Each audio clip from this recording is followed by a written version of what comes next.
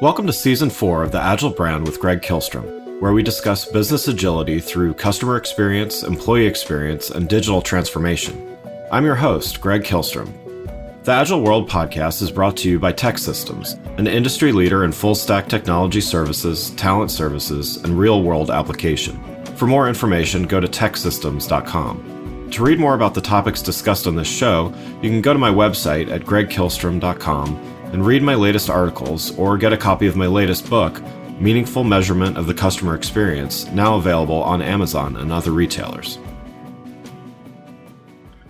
Before we get started, I'd like to introduce you to a new sponsor of the show, Basecamp. Throughout my career, whether it was at my own agency or now as a consultant, Basecamp is what I've always relied on to help keep projects on track, on schedule, and on budget.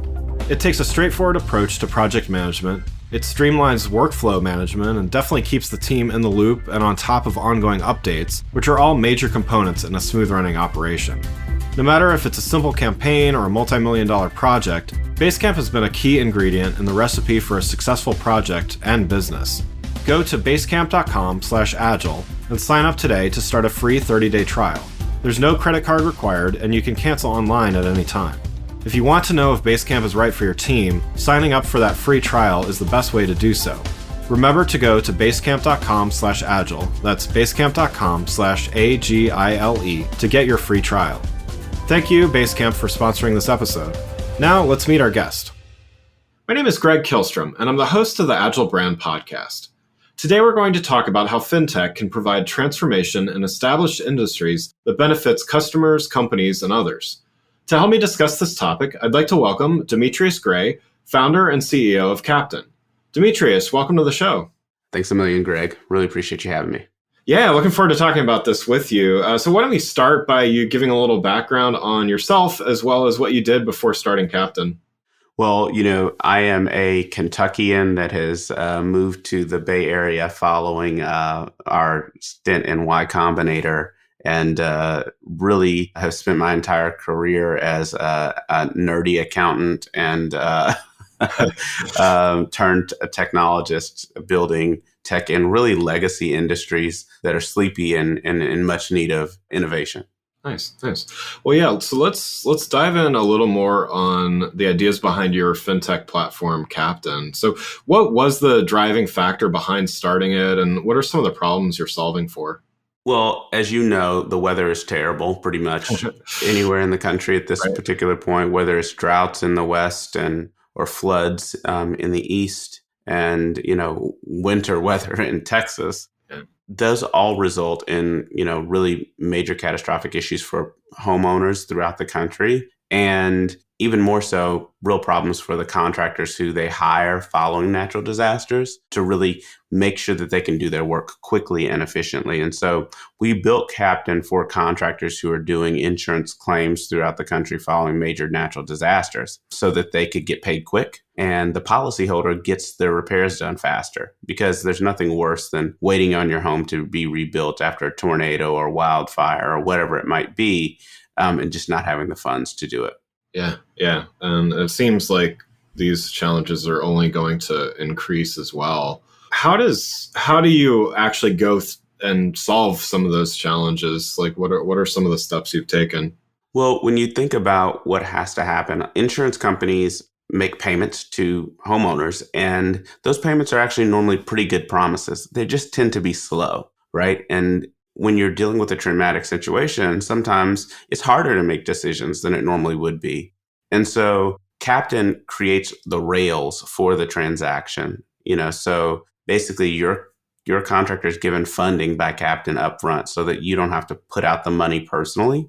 And then we do the slow business of being paid back by your insurance company whenever they find time to write that check. And so what this does is it allows the policyholder and homeowner to be able to get back in their home faster without really putting all of the burden on that contractor to carry an accounts receivable for months or even years in that process. And so Captain says, you know what, we've raised almost $100 million in debt so that we can extend you liquidity and cash to get this work done. And in turn, we take a fee from the contractor in that process. And frankly, it's much better than them having to try to toil with insurance companies or with homeowners who may not have the cash just yet for their repairs. Yeah, yeah. What would you ideally like to achieve with the company, beyond even what you've done so far? Well, we've already been blown away by the sheer volume of need. And frankly, I say need because it's exactly that need.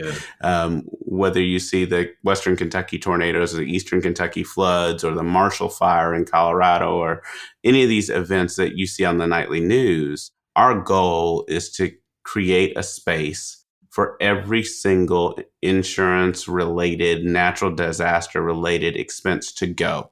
And so that people can actually get whole faster, right? We want to get back on with our, living our normal lives. And so, you see millions of dollars plowed into, disaster relief after a major event. And you look around 2 and 3 years later and people are still not back in their homes.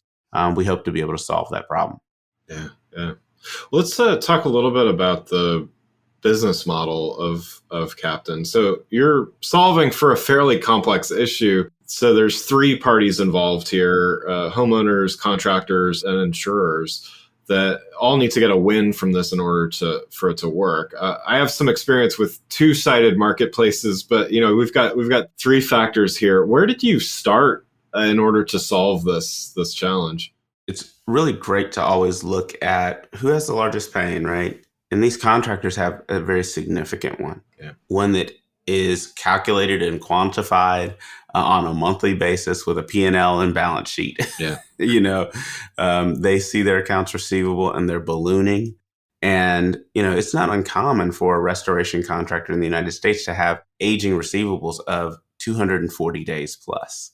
Well, and you can't get a loan when that's the case. There's a lot of challenges that come alongside an accounts receivable that's elongated in that way. And so we started with the contractor and we really set out to solve their problem. Now, contractors are a very special breed in our country. And so it's really been, one of the challenges that we have to solve is making it intuitive for a sort of non-digitally native group of people, but really beginning there.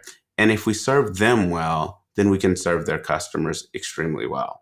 Yeah, and you bring up a point I wanted to get to as well, which is that audience, the contractors, not necessarily known with being on the cusp of cutting edge technology and stuff like that. Describe your approach a little bit more. I know you alluded to it, but describe your approach a little bit more in order to make it easy to adopt. And what kinds of things did you consider, and how did you make it as easy as possible for them to adopt?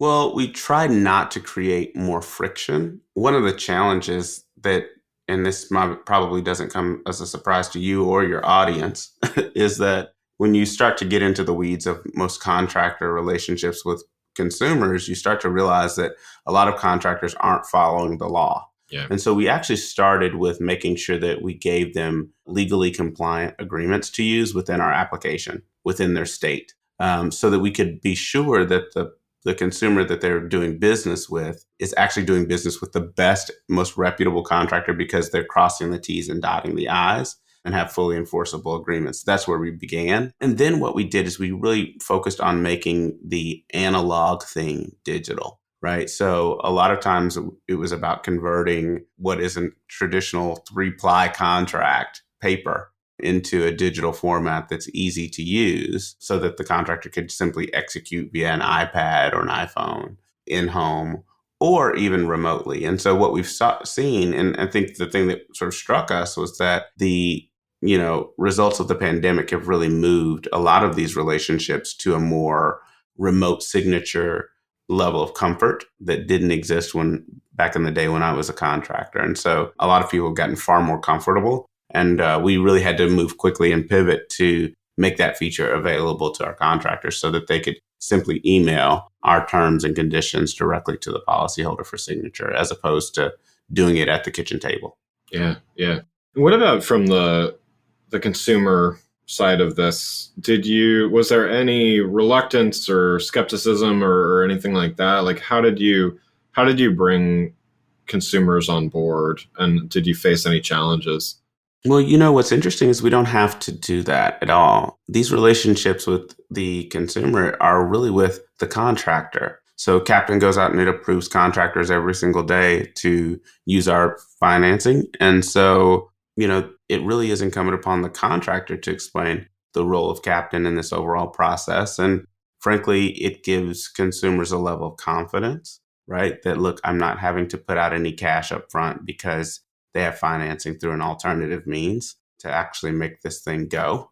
And that's really important because everybody knows that, you know, cash flow in a construction company is a challenge. And so getting that level of confidence around, hey, there's somebody behind this company who's willing to, you know, write the check becomes really important. And so that's where consumers have like generally taken the view with us is that, hey, this is better for me than the, you know, previous version of what I was going to do, which was, hey, I was going to write a deposit check of, you know, half down or a third down or whatever it might be. And if the contractor ran off with those funds, then I'm, you know, out of luck. Right. The status quo now is like, hey, you don't have to worry about that anymore. We'll front the money.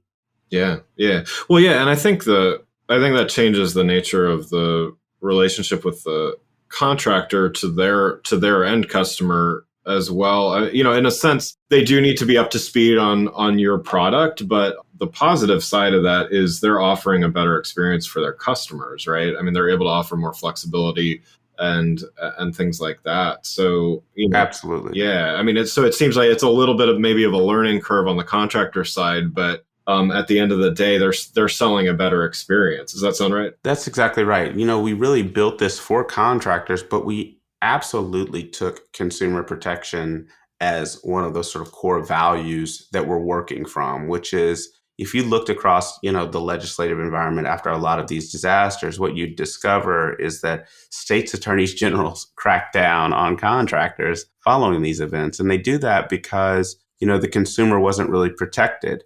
And so what we've done by giving contractors the rails, we've embedded consumer protection within the overall process so that, you know, when you're using Captain as a solution, you know that the consumer is fully aware of everything that's being done. They know exactly what they're being charged. And there's all of these components that really make sure that they do have that great experience.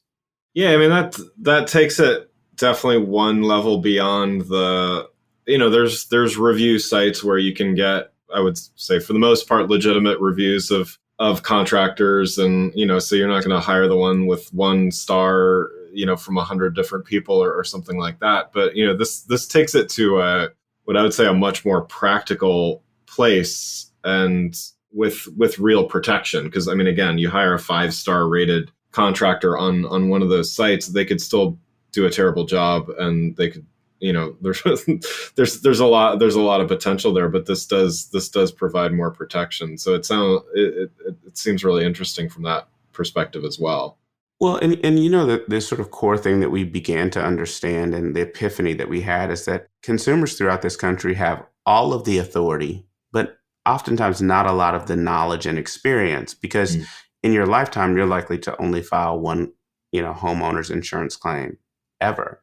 Right. And so you're automatically at a disadvantage. As when you partner with Captain, what we've really said is, look, we see thousands of these. And so with your authority and with our knowledge, you can move through this more effectively and get back to your homeostasis faster and your place of normalcy faster. And when you do that partnered with a great contractor, it really does make all the difference in the world. Yeah. Yeah. Climate change and the repercussions of it, certainly a big issue. Have you run into, just as a startup, whatever the case may be, have you run into any skepticism, or has that played a role at all in how you raised money or who you reach out to or anything like that? Well, it's a really interesting question, good one, because in order for you to not invest in Captain, you also have to sort of deny that there's a climate crisis. Right, right. Like you're like, okay, yeah, you're a climate believer, but you can't make an investment in a company that funds climate disasters. Got it. Okay, makes complete sense. Right, But right. so we spent a lot of time working on these issues. As it relates to like the skepticism you reference. The reality is that most of our investors who we've raised money from, they've had some experience with an event, whether it be a wildfire or a flood or tornado or hailstorm. They know it. Yeah.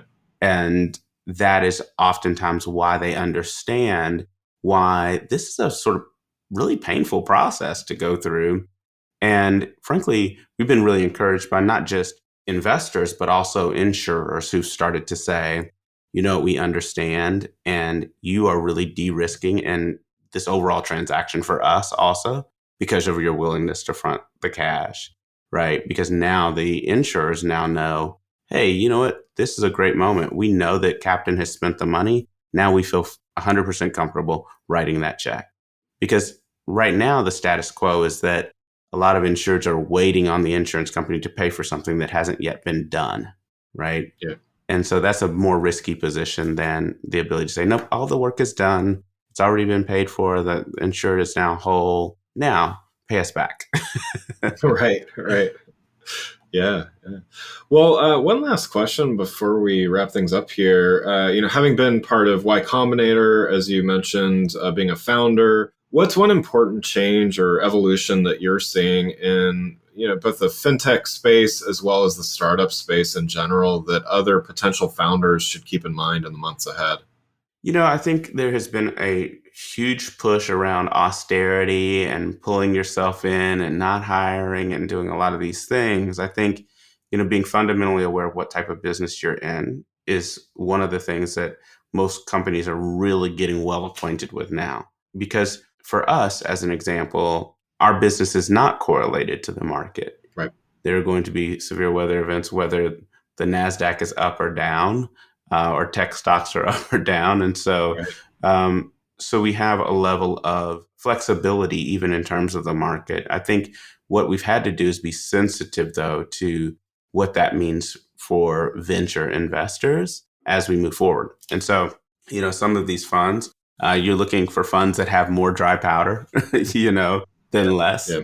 And those who maybe just raised a fund, that becomes really, really important. And frankly, the month of June 2022 was for us a little bothersome because we started to see the earth shift. But as we've gone into July and August, we're really encouraged by what we're seeing in terms of overall investor interest. And I think investors, for the most part, have reset their thesis for what they're now looking for in this new environment. Yeah, yeah. And so my assumption is the austerity and that overall is just based on being conservative about potential downturns and recessions and Exactly. everything like Yeah. that. Yeah, yeah. So yeah, I mean, and that always seems like, I've been through a few of these in my career. I was at a startup, back in 2001, during that whole interesting time and seen a few of these. And, I always Wow. think that interesting things come out of those tough times, right?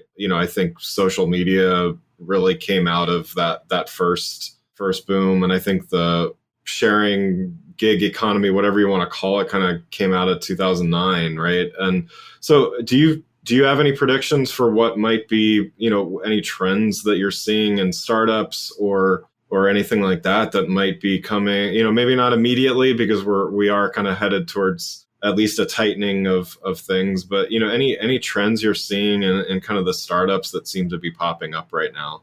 Well, I don't know that it's a necessarily sort of product focus that I have much commentary on, but I will say that the type of companies and the way the companies are run is vastly changing Yeah. from where we once were, where companies had a level of sort of a laissez-faire attitude around, especially venture-backed companies, around monetization and revenue. I think founders are getting far more aggressive on their willingness to sort of say, no, we actually need to make money right Yeah. now. And frankly, it is something that as at Captain, we're tracking now every day, as opposed to 6 months ago where we were like, okay, yep, we'll monetize at some point, right? Today it's like, what are our numbers? Where are we? And so I think that general awareness, frankly, I think will create stronger companies, right? Really metric driven companies that, which then makes the market even more competitive, I would say. So what you can expect is that you're going to see actually stronger companies come out of this because they're now focused on the things that really matter. They're measuring what really matters in terms of their overall growth. And I think you'll start to see some big rounds again, frankly, because of that. Right now, I don't know if a number of the investments that are, I think, trending on Twitter right now are the ones that people are going to expect to be revenue generating. But I think that you're going to see some really great companies that have really figured out a revenue model, strong business models that will be really competitive. Nice. Yeah, that's good to hear. Well, Demetrius, thanks so much for joining. For those listening, what's the best way for them to keep up with what you're doing? Listen, the best way is to go to captainhq.com. And we have the ability now for homeowners to create accounts. And so we'd love for every homeowner in this country to have a disaster plan in place. And so you can do that at captainhq.com/homeowner. And we'll be there to support you every step of the way. Wonderful. Well, again, I'd like to thank Demetrius Gray, founder and CEO of Captain, for joining the show. Thanks for listening to The Agile Brand with Greg Kihlstrom. Talk with you next week. Thanks again for listening to the Agile Brand with Greg Kihlstrom podcast, brought to you by Tech Systems. If you enjoyed the show, please take a minute to subscribe on your podcast channel of choice and leave us a rating so that others can find the show more easily. You can access more episodes of the show at www.theagilebrand.show. To get a copy of my latest book, Meaningful Measurement of the Customer Experience, visit my website at gregkihlstrom.com. Until next week, stay agile.